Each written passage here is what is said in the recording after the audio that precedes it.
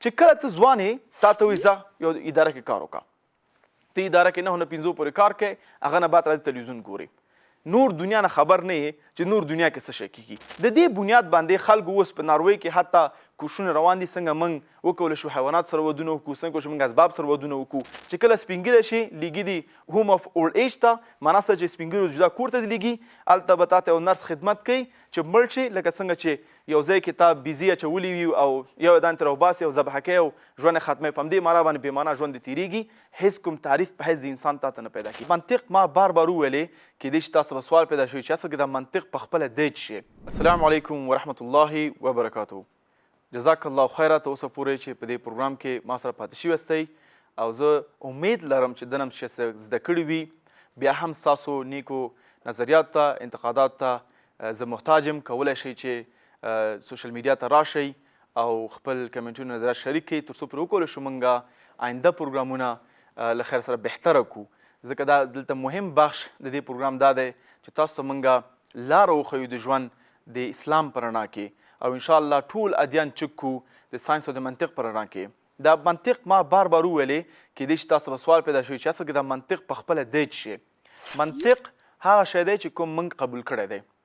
عادي تعریف نو غواړم موږ تعریف یې وکړم. په خپله یو کتاب دی د منطق تعریف، تقریبا 400 ورقه کتاب تاسو لوستلی شئ.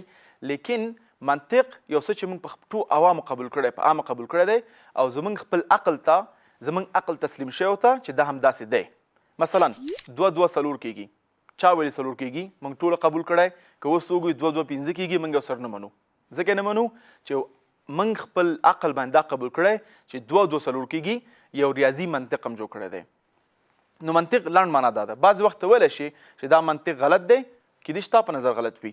دا کوم منطق چې زه وړاندې کوم دا د 8 کالو تجربو دعوتي په مختلف ادیانو سره په خبرو باندې دا منطقونه چک شوي دي. بحثونه نه بعد تاسو وړاندې کوم. موږ به انشاءالله د دې پروګرام نه بعد 2 ورځې بعد به موږ نور بیا ایډوانس لیول ته ځو چې هغه کې به موږ په خپله منطق سوال لاندې راولو او منطقو باندې بحث کوو چې کوم ډول منطقونه صحیح دي او کوم ډول غلط دي. لږ به ساینس تعریف وکړم. ساینس هغه علم دی چې ثبوت شوی دی. ساینس هم فرق کوي، یو پازیټیویزم دی او یو امپیریسزم دی. امپیریسزم فیزیکي چې هغه شی چې په لمس شي فیزیکي پروسس باندې نتیجې راشي نو هغه ته امپیریسزم وایي. دا باندې هم موږ تفصیلي وروسته به موږ په بحث کوو. زه نه غواړم چې اوس تاسو دې کلماتو باندې تشویش کړم، انشاءالله به موږ واضح کوو. زه غواړم فقط دا کپیټلیزم کې لږ نور هم شی اضافه کړم چې مهم کپیټلیزم دنیا ته چیرې راوړي دي. خوبي راوړې ده، نه چې ټول بد دی، لیکن بدی هم راوړې ده. مثلا غټه بدی دا ده چې هر څه د یو کنټرول لاندې دي. مثلا اوس موږ پیپال وګوره، پیپال یا همداسې نور کمپنیګانې دومره غټې شي په شمول د فیسبوک باندې چې مکمل مناپولي لري، ستا په باره کې مکمل معلومات لري. که بل کمپنۍ راځي پرېږدي هم نه، په هر ملک کې خپل دا د کپیټلیزم شاخونه خپروي او دا واړه کوم پلیران چې په مارکیټ کې دی ټول خوري. نو اوس فکر کوم چې د امریکا کانګرس هم په ده لګیا دی څنګه کولی شو دا کمپنیګانې د غټولو نه نور بندې کړو. دا بحث دی. زه واقعا غواړم چې د دې باره کې ته خپل ریسرچ وکړې، ولولې، انشاءالله په دې کې ډېر زیات معلومات تاسو سره راولې. په آخره کې د سیکولرزم او ډیموکراسي کمبودیانو کې چې څه ناکامیانې زموږ جامعې ته راوړي دي، یعنې څه مشکلات یې راوړي دي، په هغه کې فقط پاتې دی چې اداره زما مقصد ته انسټیټیوشن دی. انسټیټیوشن هم مکتب ته وایي، هم یو ادارې ته وایي، هم یو ارګان ته وایي. دا هر څه د زموږ د ورځني ژوند په باره کې دوی هر څه په کنټرول کې راوستي دي. زه مثال درکړم ورته څنګه هر څه انسټیټوټلایز کړي دي، یعنې هر څه یې د اداري کړي دي، هر څه یې ارګاني کړي دي. موږ په خپله هېڅ انتخاب نه لرو. مثلا زه به ته مثال درکړم چې ستا خپل ژوند مثال درکوم ورته، په ده به انشاءالله بهتره پوه شي چې ولې موږ ډپریشن، ژور خفګان، انزایټي زیاته شوې ده. زه به تاسو علت وړاندې کړم ځکه موږ خپله هغه خپل تعریف موږ ته نه کېږي په حیث یو انسان چې زموږ په څه شي باندې موږ خوشحاله کېږو، زموږ رابطه الله سره څه شی ده، مهم پوښتنې زموږ نشي جوابولی چې موږ چا جوړ کړي یو، ولې جوړ کړي یو، چېرته ځو، زموږ مقصد څه دی، بلکې په نورو شیانو هم غولی. زه به درته مثال درکړم چې کله یو ماشوم پیدا کېږي، ته په خپله یو ماشوم پیدا شوی، اکثر خلک شفخانه کې پیدا کېږي. دا منفي نه دی، دا مثبت دی. لیکن دا ویل چې شفخانې نه بغیر ته بیخي نشي کولی چې ولادت ورکړي، دا غلط دی. بعضې ملکونو دا شوی دی او شفخانې وراله ورځ په ورځ بلیون ډالر ګټي. چې کله ماشوم لږ غټ شي د ویلېږي کنډر ګارډن ته په 2 کلنۍ کې، او په کنډر ګارډن کې ورته وایي چې ته کولی شي چې مثلا انتخاب کې څه شی لولې هغه شیان ته وایي کوم چې د الله نه همیشه دپاره لرې وي. نو دا اخري معنا به کوم چې څه معنا ده د هغه درسونو ته ورکوي چې هغه ماشوم ته خپل تعریف نه ښکاره کوي چې ته ماشوم هغه شیان باید زده کړي چې کوم اصلي تعریف د ورته ښکاره شي چې هغه روح دی، نفس دی، د ژوند مقصد دی، همچنان انجینري ده، ساینس دی، خو په هغه تعریف ورته ښکاره کوي کوم چې په خپله دغې ادارو ته په ګټه وي. چې کله ته مخکې لاړ شي 12 کاله مکتب ووایې نه غواړم تعلیمي نظام باندې خبرې وکړم هغه شیان لولې چې کوم اوس تقریبا اصلي ژوند کې بیخي په درد نه خوري. چې کله 12 کاله خلاص شوي 2 کاله کنډر ګارډن 12 کاله مکتب هغه نه بعد 3 کاله پوهنتون دي وویلې دا تقریبا 12 2 14 او 4 دا 18 کاله درس شو. لیسانس نه بعد تا 18 کاله د یو دولت ادارو سره تیر کړل. ته پوهېږي څومره مهم رول زموږ په ژوند کې دا لوبوي. زموږ د 14 کلن نه بعد د 18 کلن نه بعد فیصلو کې لوبوي. ته به حتما په دې وخت کې یا شلي او یا به 19 هر یو کس پورې فرق کوي. ساینس دا وایي سایکالوجي چې د یو انسان شخصیت جوړیږي او هغه شخصیت سره پاتې کېږي. شخصیت کوم وخت جوړیږي؟ د ماشومتوب نه واخله تر 15 کلنۍ پورې. 15 کلن نه بعد کولی شي خپل عادت بدل کړي او یا مثلا خپل شخصیت کې تغییرات راولي لیکن کافي سخته به وي. هغه نه بعد ته ځې 2 کاله ماستري لولې او بیا پی ایچ ډي لولې چې دغه ټول درس دغه تعلیمي نظام دا باید دکې باید دا واضح شي چې دا کائنات چا جوړ کړي دي. دا باید واضح شي چې د ژوند مهم پوښتنې څه شی دي لیکن د باندې مکمل تور خط کش شوی دی. فقط تا ته د مادیاتو بحث کیږي، تا دا بحث کیږي ته باید هر څه وکړې، ته هر څه قدرت لري، هیڅ محتاج نه یې ستا رب ته. نو ځکه زموږ په ژوند کې کافي مشکلات زیات شوي دي، ځکه ته متوجه شي چې کافي خلک جوړ خفګان کې دي او د زړه سکون نه لري. چې کله ته ځوان یې تا ته وایي ځه یو اداره کې کار وکړه. ته اداره کې 9 نه 15 پورې کار کوې، هغه نه بعد راځي تلویزیون ګورې. نور دنیا نه خبر نه یې چې نور دنیا کې څه شی کېږي او نه اواز اوچتوی شي. که اواز دې اوچت کو تا باندې مختلف نومونه ایښودل کېږي چې دا زور پرست دی، دا خلاف د قانون دی، چې حالانکه ته به عادي خبرې هم چنان کې مختلف نومونه ته ایښودل کېږي. نن ډاکټر جورډن پیټرسن چې یو مشهور سایکالوجست دی هغه ته هم مختلف نومونه ورکول کېږي ځکه هغه دې سیسټمونو په خلاف خبرې کوي او دا سیسټمونه باید اصلاح شي. چې کله ته تقاعد شي بیا تقاعد نه بعد هم اولاد نه زی نه لري ځکه اولادونه د ناغستې دي، هغه ته جدا تعریف کړی چې مور مهم نه دی، پلار مهم نه دی، فقط ته یې او ته خپل وجود سره هر څه کولی شي. یا د اولاد تله دی مختلف کمیونټیز جوړ شوي دي، په انګلیسي کې ته LGBTQ+ وایي. مثلا څوک نجات پرست شوی دی، څوک هم جذبات شوی دی، څوک بل شوی، ځکه هلته الهي قانون نشته دی چې ورته ووایي دا صحیح دی او دا غلط دی. دلته ستا خپل انتخاب دی او دلته بنیادي انتخاب څه شی دی؟ کېدای شي د باندې ما مخکې خبرې کړې وي خو بیا به م تکرار کړم. بنیادي انتخاب دا چې څنګه ته خوشحاله پاتې کېدی شي او څنګه درد کمولی شي. د دې بنیاد باندې خلکو اوس په ناروی کې حتی کوششونه روان دي څنګه موږ وکولی شو حیوانات سره ودونه وکړو، څنګه کولی شو موږ اسباب سره ودونه وکړو. ما خپله په دې باندې بحث کوو په یو سیکولر ایتیس سره په بون جرمني ښار کې او هغه ته ما وویلې چې ته وایې چې حیوانات سره باید واده وشي، خپل منځو کې باید واده وشي. دا به جدا بحث باندې کوو چې ولې همجنسبازي په اسلام کې ناروا ده او موږ په حیث مسلمان ته باید څه رقم جواب ورکړو. خو ما سره بحث کوم ولې خپل مور خور سره واده نه کوئ؟ وایي مور خور سره که چې موږ واده وکړو اولادونه وي هغه به جینیټیکل مشکل لري، مې کولی شي چې کانټرسپ استفاده کوي، هېڅ دا مشکل نه جوړېږي. مشکل څه شی دی؟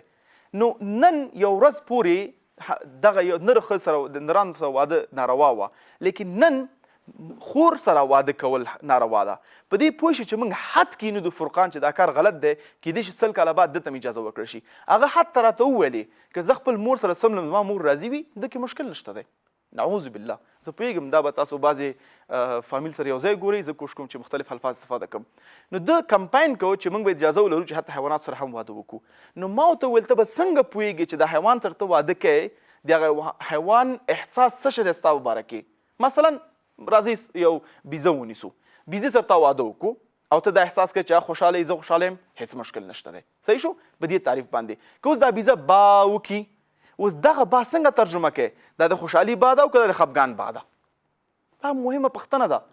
یعنی منطقي موږ نشو کولی چې د خپل خواهشات په هر ځای کې تطبیق کړو، هر څه لاسته ورو. دلته باید موږ سره حد حدود وي کوم چې ډیموکراسي او لیبرالزم هېڅکله نه انتخابوي. متاسفانه او دا حد حدود اسلام انتخاب کړي. بیرته راځو انسټیټیوشن ته چې کله سپین ږیری شي لیږي دي هوم اف اولډ ایج ته، معنا څه چې سپین ږیرو جدا کور ته دي لیږي، هلته به تا ته یو نرس خدمت کوي چې مړ شي لکه څنګه چې یو ځای کې تا بیزي اچولي وي او یو دان ته راوباسي او ذبحه کوي او ژوند یې ختموي، په همدې معنی باندې بېمعنه ژوند دې تېرېږي.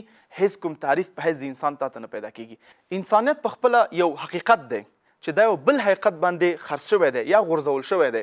نو په دې ځای کې چې موږ دې دنیا کې یو، موږ ته باید دا مهم پوښتنې جواب شي. اوس راځئ دغه مهم پوښتنې د ژوند موږ د اسلام په رڼا کې جواب کوو او دوباره بیا انشاءالله موږ یو بل سفر ته داخلیږو چې اوسه پورې ډېر زیات داسې سفر و چې دوی څه شوی او موږ څه شوی یو په حیث د مسلمانان، لیکن اوس به غیر مسلم جامع ته یو مسلمان ورور ته، یو ورور چې مثلا په سیکولرزم باندې لږ متاثره شوی دی یا په ډیموکراسي باندې متاثره شوی دی، دا پوښتنه موږ جوابو، ځکه یو زم هم بل دا پوښتنې ته جواب نه لري. فقط و فقط اسلام که هغوی جوابوي هم هغه منطقي ساینسي په دلایلو باندې کمزوري دي، موږ نشو کولی په حیث د یو انسان چې یو عقلي مشین یو موږ هغه قبول کړو. نو دې دپاره اسلام بهترین جواب وړاندې کوي او دا جواب د امید د سکون جواب دی. او موږ به انشاءالله دې پروګرام نه بعد بیا خبرې کوو څه شی به وشي که چېرته موږ الله مکمل د عکس نه لرې کړو، انسانیت به کوم مشکلات سره مخامخ شي. راځئ اولین پوښتنه جواب کړو چې موږ جوړ کړی چا یو په دې دنیا کې، دا کائنات جوړ کړی چا دی. د دې به انشاءالله تفصیلي موږ بحث کوو، لیکن لنډ جوابونه بل ته زه ورکوم چې موږ جوړ کړی چا یو، موږ الله سبحانه وتعالی جوړ کړي یو. کې قصه ډېر په اسانه کولی شئ چې کائنات الله جوړ کړي دي، آدم علیه السلام، موږ آدم علیه السلام اولاد یو. الله خالق كل شيء، الله سبحانه د هر شي خالق دی، موږ الله جوړ کړي یو. ځکه دا جواب تاسو نور څوک نشي درکولی، ځکه سیکولرزم تا نه د جوړښت جواب وباسي، لیکن چا جوړ کړی یې؟ دلته موږ الله جوړ کړو، بیا به ثبوت کوو چې موږ الله جوړ کړو، ورڅه به ثبوت کوو. دویم دلته ولې موږ یو په دې دنیا کې، ښه صحیح شو موږ الله جوړ کړو، نو بیا ولې دې دنیا کې یو په ځمکه باندې ولې یو؟ علت دا دی، لنډ جواب دا دی چې الله سبحانه وتعالی موږ دې دنیا ته رالیږلي یو چې موږ امتحان کړي چې کوم یو موږ کې په اعمالو کې بهتره دی، کوم یو د الله سبحانه وتعالی اطاعت کوي. بیا په همغه مقابل باندې چې دوباره بل بحث دی چې موږ چېرته ځو، موږ مرګ نه بعد جنت ته ځو، زموږ مرګ آخره خاتمه ده. چا جوړ کړي یو؟ الله سبحانه وتعالی. دا ډېر واضح آیات دی په سورة الزمر کې، سورت نمبر 9 آیات نمبر 2 دویم سورة نور سورت نمبر 40 آیات نمبر 15 کې چې الله سبحانه وتعالی وایي الله نور السماوات والارض، چې الله سبحانه وتعالی نه فقط دا کائنات جوړ کړي بلکې هدایت ته نور ته هم لېږلی چې هغه هدایت ده چې موږ خپل ژوند څنګه وکړو، څنګه مخکې لاړ شو. دلته بعضې خلک وایي که الله نور السماوات والارض دی نو کومه دی؟ دا نور فزیکي نور نه دی، دا نور د مر رڼا دپاره نه دی، دا د هدایت نور دی. که زه مثلا یو چا ته یو خط لیږم او هغه کس زما خط لولي او زما هدایت نه ګټه اخلي، دا لازم نه دی چې زه باید عمل ته هلته اوسم یا په خط کې داخل اوسم او یا هغه سړي سره نږدې اوسم چې زما هدایت نه ګټه اخلي. نه، زما علم نه ګټه اخلي، زما خط نه ګټه اخلي، زه ته لارښود کومه، دا زما هلته د بودن ثبوت نه دی. نو په همدې ډول باندې په همدې سورې نور آیات کې سورې نور صورت کې 15 آیات کې الله سبحانه نور معلومات هم ورکړي دي، د هریکین مثال ورکړی دی څنګه چې هریکین نه ښه رڼا اخلي. الله سبحانه کائنات جوړ کړي دي، دویم اوته نزول یې لېږلی دی د هدایت چې څنګه دوی خپل ژوند وکړي. راځو په مسله باندې چې زموږ د دې ژوند مقصد څه شی دی، ولې موږ الله جوړ کړي یو. الله موږ جوړ کړي یو، تفسیري بحث به وروسته پروګرامونو کوو چې موږ امتحان کې هغه په قرآن کې ثابت دی. په سورې ملک کې سورت نمبر 28 آیات نمبر 2 الذي خلق الموت والحیاة لیبلوکم ایکم احسن عملا. الله سبحانه وتعالی لوی ذات دی چې مرګ او ژوند جوړ کړی دی دپاره چې تاسو امتحان کې کوم یو په تاسو کې نیک اعمال کوي او په دې بنیاد به انشاءالله موږ انتخابیږو، موږ دوزخ ته ځو که جنت ته ځو. دلته اکثر خلک وایي چې بل کوم مقصد دی زموږ، دا خو صحیح شو. بل آیات د قرآن دی په سورې الذاریات کې یو 50 سورت 55 آیات وما خلقت الجن والانس الا لیعبدون، چې ما جنیات او انسانان جوړ کړي دي نه بلکې فقط خپل عبادت ته چې د الله عبادت وکړي. دلته جنیات ولې اول کې راغلي؟ ځکه په دې ځمکه باندې او مخکې زموږ نه مخکې جنیاتو ژوند کو، انسانان هغوی نه بعد راغلی دي. دلته عبدون راغلی، عبدون دی عبدن راغ شوی، عب بندگی ته وایي.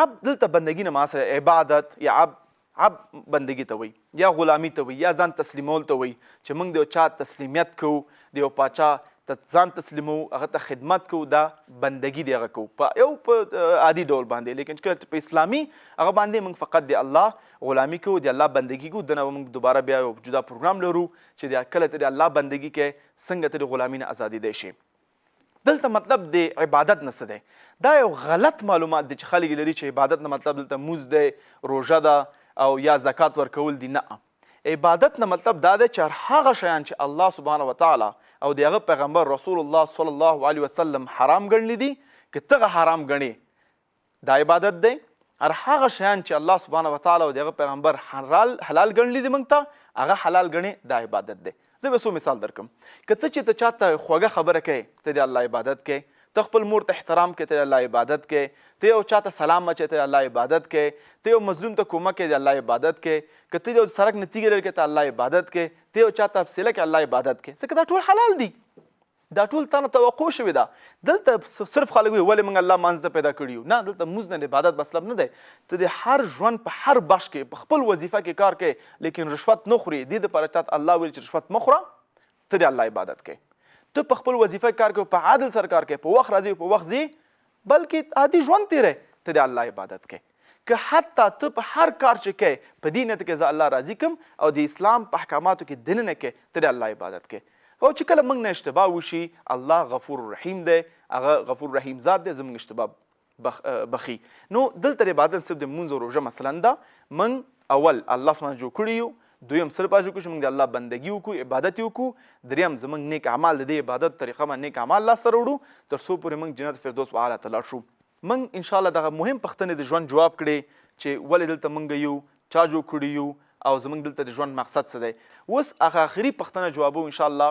چې هغه دا دی موږ سره به څه کیږي نور ضمونه که هر یو ضم دی که هر یو ادیان دي مثلا ما تاسو مخ تشریح کړو چې هندویزم دا وایي چې موږ به سمساره لرو سمساره مانده چې موږ مړ کیږو بیرته به هم دې ژوند کې راځو حتی بعضې خلکو یو ارګنایزیشن جوړ کړی دی نه غواړم نومونه واخلم دا په هندوستان کې دا ارګان دی چې د مالدارو نه لکه بیل ګیټس ته هم دا پروپوزل لیږلی و چې دوی نه دا دولت واخلي او ته وایي چې ته کله دوباره دې دنیا کې ژوندی شوې موږ دا دولت تا ته هلته انتقالو یعنې انټرکانیشن دولت ارګنایزیشن جوړ کړی انتقال دپاره نه پوهېږم دا څنګه دی عقیدې ده لیکن په اصل کې دا یو حقیقت دی چې موږ د دنیا ته راغلي یو هر سړی وفات کیږي مړ کیږو او ځو نور تا ته به نور ادیان یا مثلا نور فلسفې دا وایي چې دا اخر دی لیکن دا اخري حد نه دی ما مخکې ورته وویلي دا اخري حد نه دی دا موږ منطق باندې ثبوت کوو چې ولې ورځ د قیامت ورځ د محشر جنت او دوزخ واقعا حق دی او وجود لري الله سبحانه په قرآن په مختلف ځایونو کې فرمایي په شمول د سوره عنکبوت کې په سوره عمران دریم سورت یو سل پنځم آیات کل نفس ذائقة الموت چې هر یو نفس به د مرګ ذایقه څکي د باندې مالک تدبر کو تاسو هم په تدبر کولی شئ چې ولې الله سبحانه وتعالی دلته د مرګ ذایقه ویلې ده ولې نه چې هر یو نفس به مړ کیږي موږ اوسه پورې په دې پوهیږو په عام ډول باندې چې هر یو نفس اخره خاتمه لري او مړ کیږي صحیح شو لیکن قرآن دا څه وایي قرآن دا اضافه کړی دی چې ته به د مرګ ذایقه څکې ولې د آخرې ورځې ذایقه کړې ده د باندې لږ فکر وکړو زه به یو مثال درکړم ورته د ذایقه د مرګ دا ده چې انسان په خپله د یو انسان ذایقه د بل انسان پورې فرق کوي دا ساینس وایي که زه کوم آیسکریم خورم او هماغه آیسکریم ته خورې تا ته به جدا ذایقه درکوي او ما ته به جدا ذایقه راکوي کیدای شي یو شی تا ته مزهدار وي ما ته بدمزه وي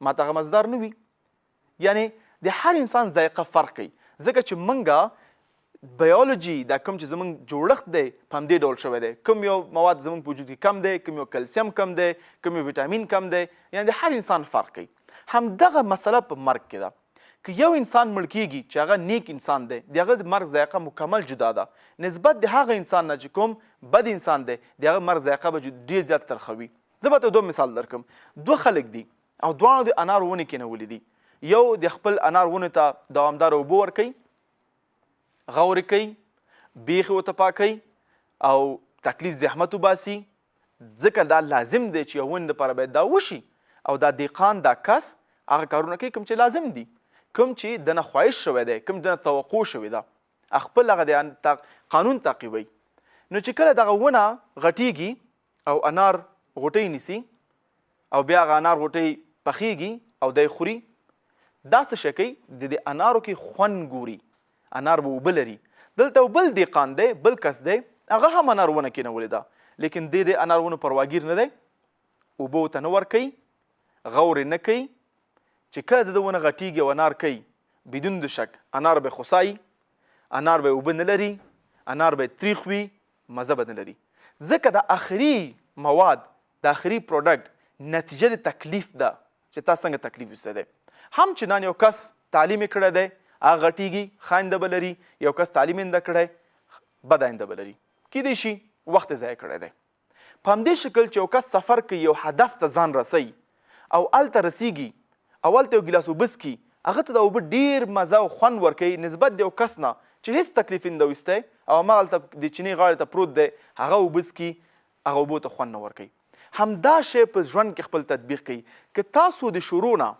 د پیدایش نه چې کله تا ته شعور راغی ته ځوان شوې ښه بد دې وپېژندل د الله احکامات د باندې تطبیق شول تا وکولی شول چې د الله احکامات تطبیق کړي په ځان باندې هر هغه څوک تا نه څه الله خواهش کړی دی ویې کې او هر هغه څه وکړي کوم تا نه الله غوښتلي چې مې کوه نو انشاءالله ستا د مرګ ذایقه به ډېر زیات خوږه وي او که ته ونه کې ستا د مرګ ذایقه به ډېره ترخه وي مولانا بلخي چې ډېر زیات مشهور په رومي باندې دی هغه وایي هېڅ کله څوک چې مړ کېږي ورته مه ژاړئ ځکه د یو مسافر په خپل سفر تېرېدو او په خپل هدف ته ورسېدو کله هم یو مسافر خپل هدف ته رسېږي هغه ته مبارکیانې ورکول کېږي او هغه ته ورکول کېږي چې خوش خپل هدف ته ورسېږي ځکه اوس په سکون کې پاتې کېدی شي مرګ فقط او فقط یو سفر دی او موږ خپل هدف ته رسوي هغه هدف دا دی چې الله سبحانه ته سفر دی تر څو پورې موږ هلته ورسېږو او انشاءالله جنت ته داخل شو انشاءالله موږ به د ژوند د اسلامي په رڼا کې ګورو او په همده به خبرې کوو متاسفانه چې وخت کم دی که نه غوښتل مې تاسو نور هم پاتې شم خو راځئ چې دا خبرې